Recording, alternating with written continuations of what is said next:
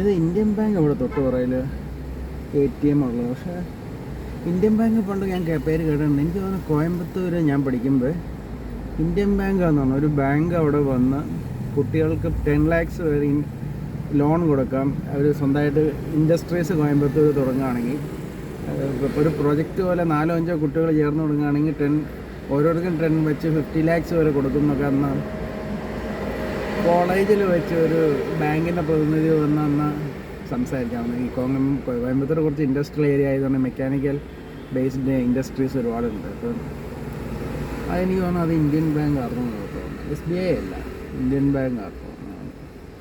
State bank of India അല്ല, അത് Indian bank ആയിരുന്നു തോന്നുന്നു. നമ്മൾ വന്നത് മറന്നുപോയി, വർഷങ്ങൾ കഴിഞ്ഞല്ലേ, എത്ര 90-ലോ 91-ലോ അല്ലായിരിക്കും. അപ്പം so many years.